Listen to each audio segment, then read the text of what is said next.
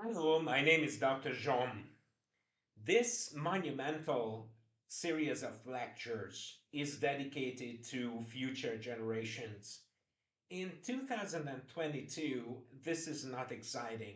People seem to have a very strict mindset, and they are not really, even though things are, let's be honest, not going very well, they're not willing to listen to alternative views on the human condition. This is such an alternative view. And had they listened, I think that things might be going a little bit different, uh, but they're not. So I am talking to future people and hope that sometime somebody will find this useful. So this is about Vitologia. What is Vitologia? Vitologia is a study of mental organization, and the purpose of studying mental organization would be to change the nature of the relationship between the human mind and reality. The, the promise is that with studying mental organization, we may be contributing to the maintenance of mental health. And we are going to assume that mental organization may, in fact, change the relationship between mind and reality. And by doing so, it will influence lifestyle, personal relationships, and physical health. Now, we are going to introduce an analogy here, and that is an analogy between physical health and mental health. So let's talk about physical health.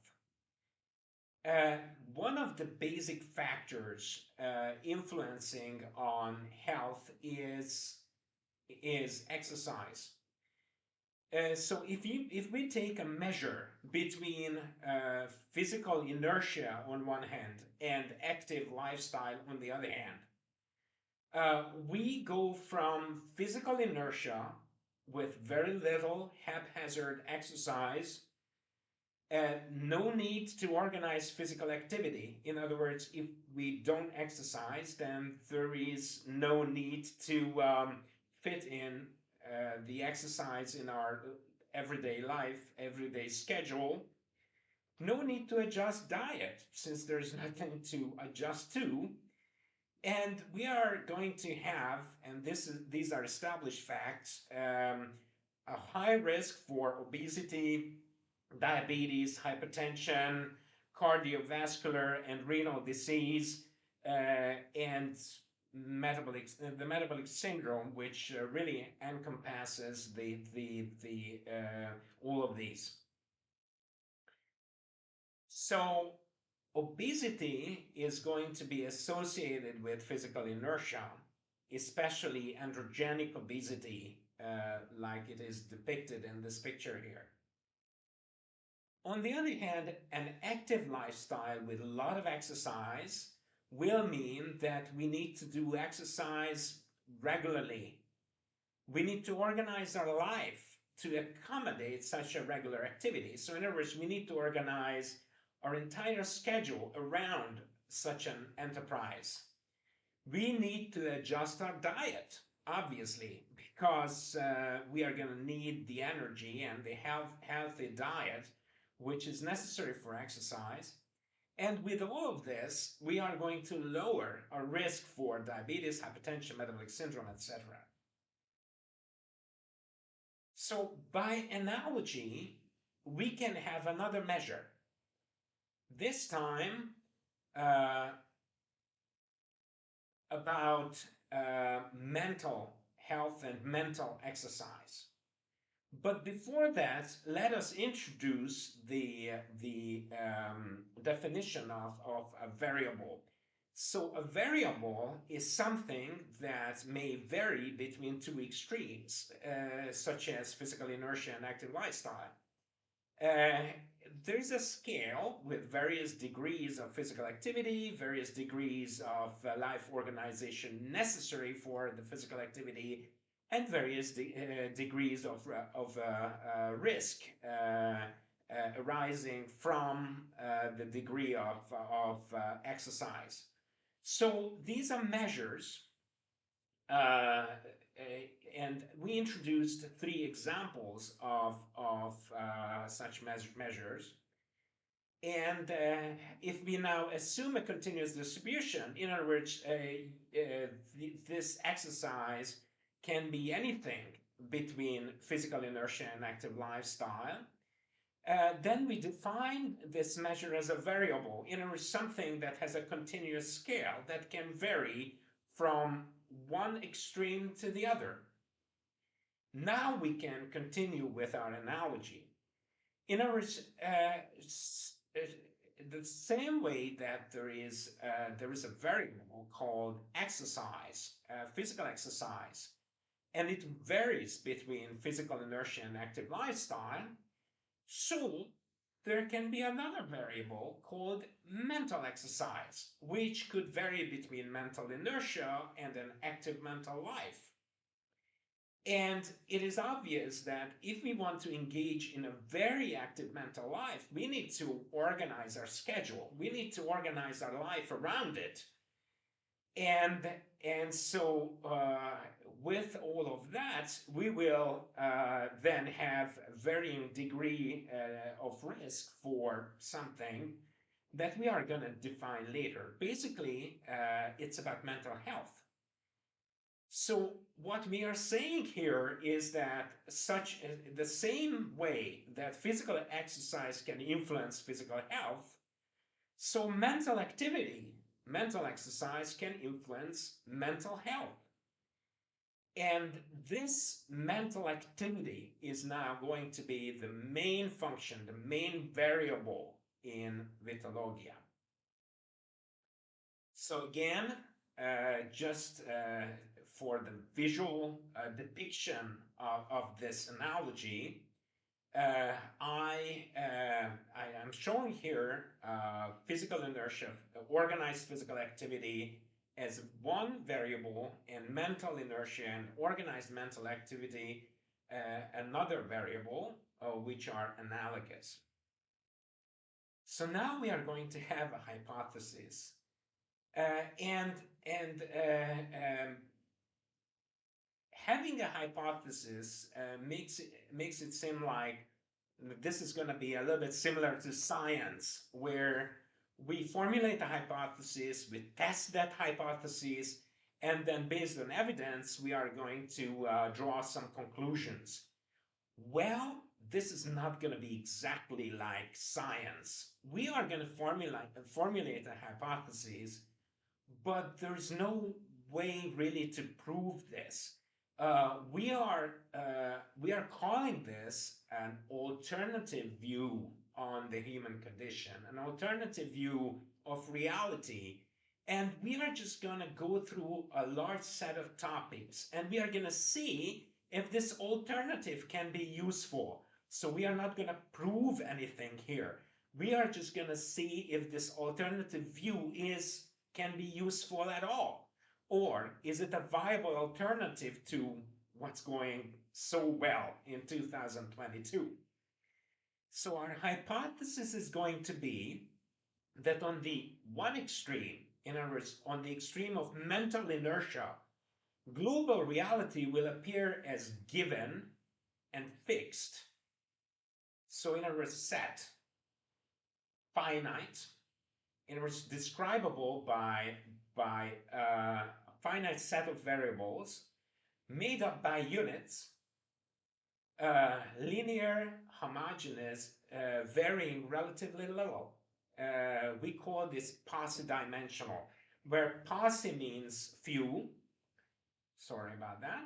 Posi means few, and dimensional means dimensions are the number of variables that are necessary to describe any system. So posit-dimensional means that a finite set of variables can describe reality as it appears for a mentally inert system. And it is objective. That means it is less dependent on mind activity, more independent of the human mind. And on the other hand, we are going to state that on the extreme, on the other extreme, reality will seem flexible, subject to formative influence by the mind, by the creative mind, infinite, continuous, and very highly variable, with very complex, in fact, infinitely complex patterns. So that means that we are gonna see the world as multi-dimensional, in which there is an infinite number of variables that describe a reality. Now, matrix thinking is an analogy borrowed from mathematics. In other words, there's a matrix of numbers, and everything influences everything.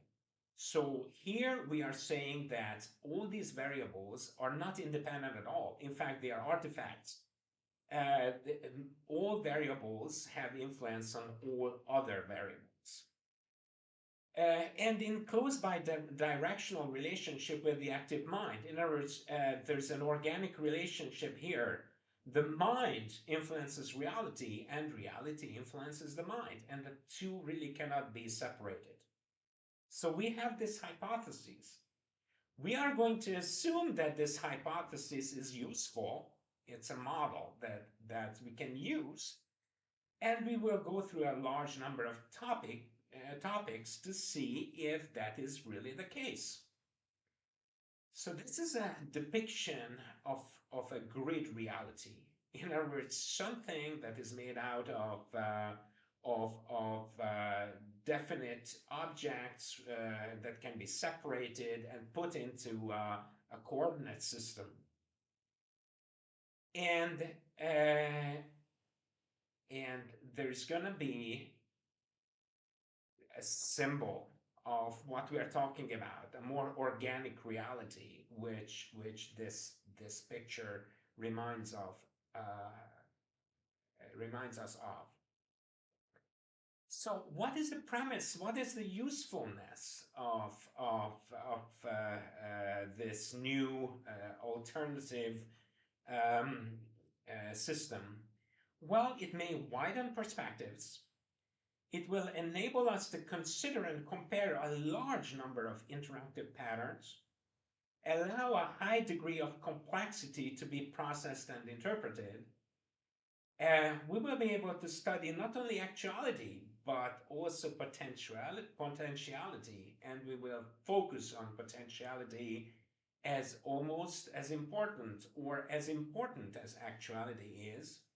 It will open up new dimensions, and we talk figuratively here, dimensions being new planes, new possibilities.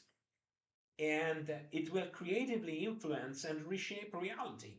In other words, we will find, hopefully, that this is going to work, and we will have a creative relationship towards reality. So, again, what we are talking about is that organized mind and reality are going to be in an organic, bi-directional relationship without any hegemony, without any differences in scale, because both are extremely complex and, in fact, infinitely complex. So, therefore, they are very comparable. So in Vitologia, the starting point is life experience. And this is a very radical departure from the current way of thinking. So we need to define life experience very carefully. Now remember that we are still in the introductory chapter. So we need to only loosely look at life experience, but nevertheless, we need to start somewhere. So, in other words, there are events, stimuli, information, sensation, emotion, any kind of influence upon a living system. And this living system here may be an individual, it may be a group, a society, or any community or grouping of sentient beings. And this influence or information is going to be regarded here as input. So there is a living system, there is an input, and the input is processed by that living system and then integrated and stored into memory. Now, this process will then involve unique associations depending on the nature of the information, but also the nature of the system. For example, emotional tones that are going to be attached to any kind of information that we are going to process. This input then is going to be processed and integrated along with this emotional tone. Uh, and, uh, and then the whole system is going to be reorganized on the basis of this new experience. So in other words, we are going to change the information based on emotion, sensitivity, etc.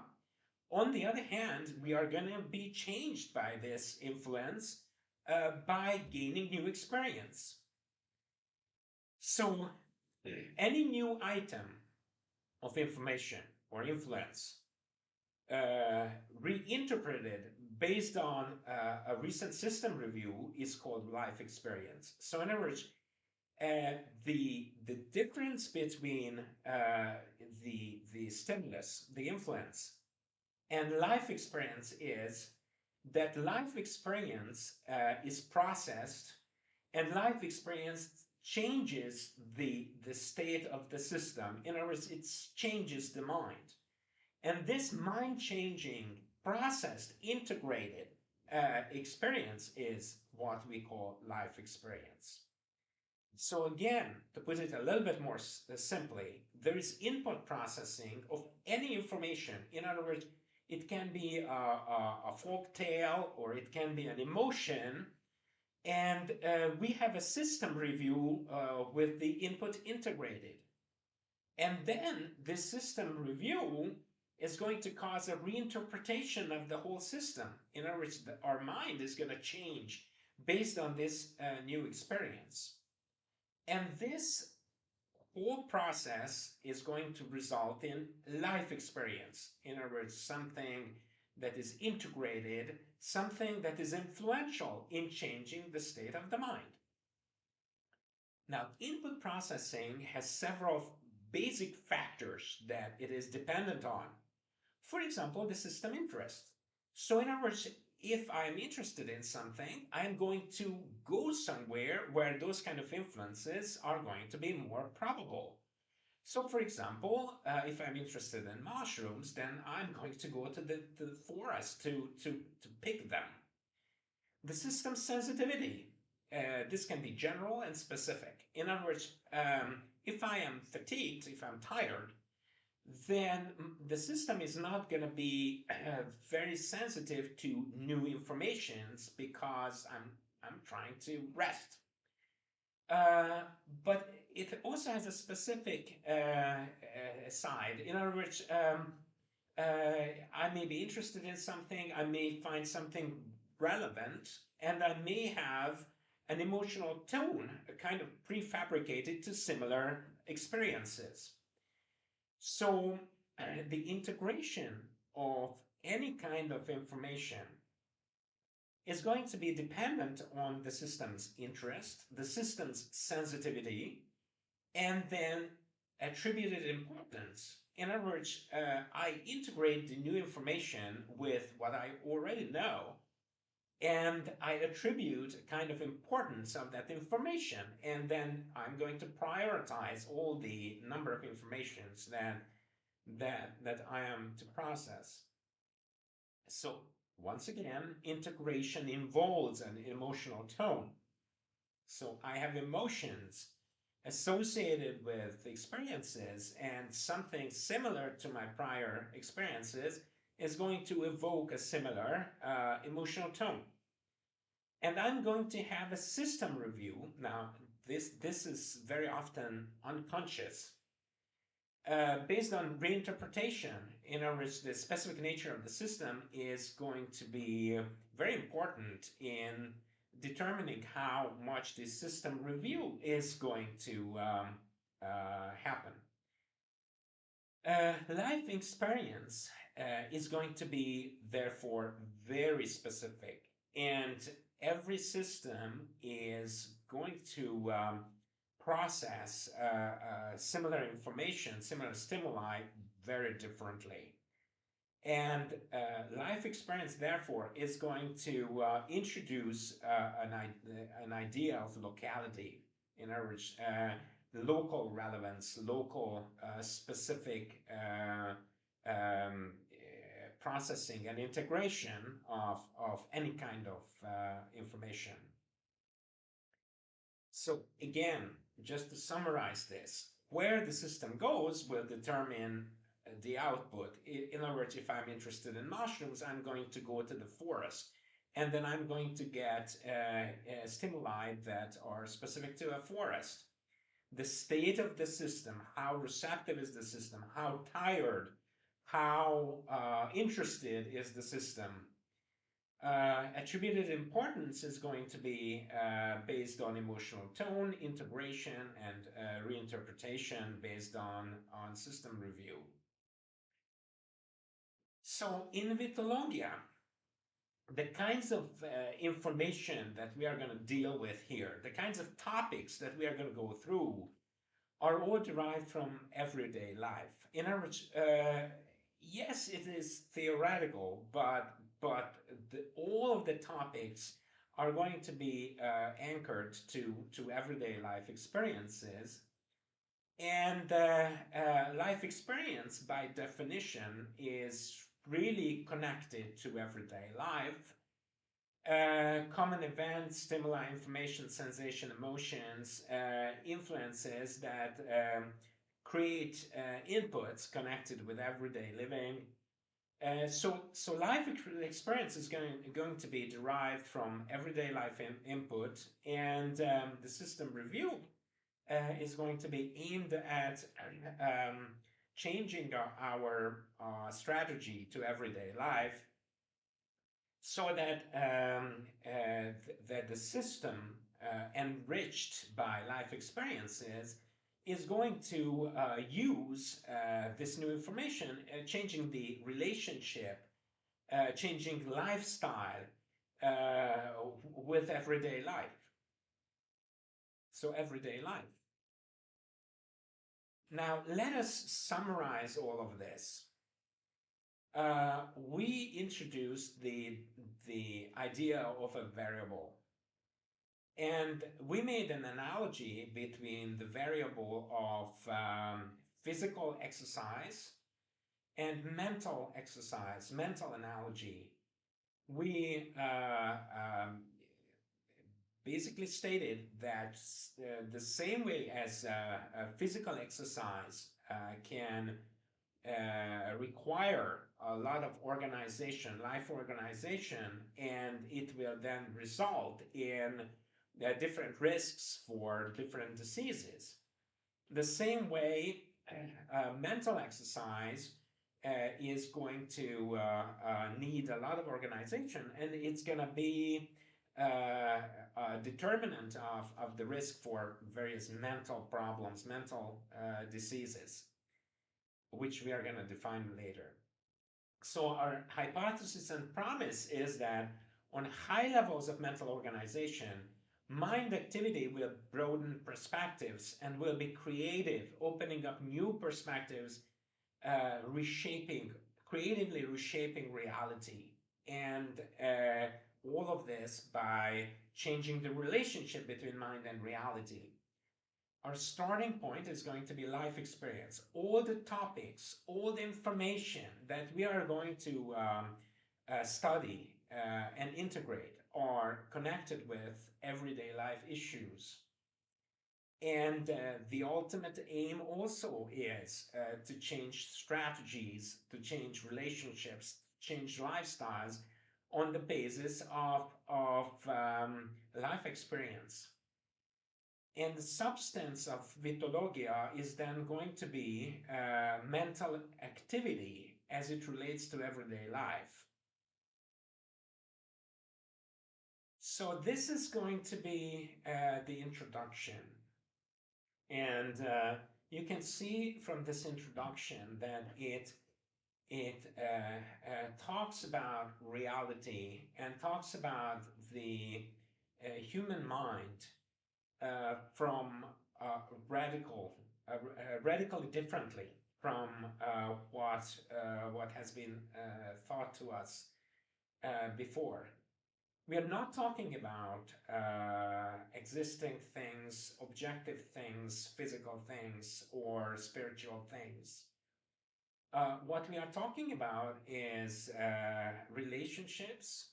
What we are talking about is variables. What we are talking about is information, all kinds of information. And we are not focusing on the human individual at all. We are not focusing, in fact, on any kind of units, mental units or reality units. We are going to think using a kind of a matrix, like in mathematics, a lot of patterns, a lot of interactive patterns, and a lot of variables that are going to come together as an extremely complex system that we are going to call mind, and we are going to call reality. So we will stop now, and in the next video we are going to introduce our first topic. So goodbye for now.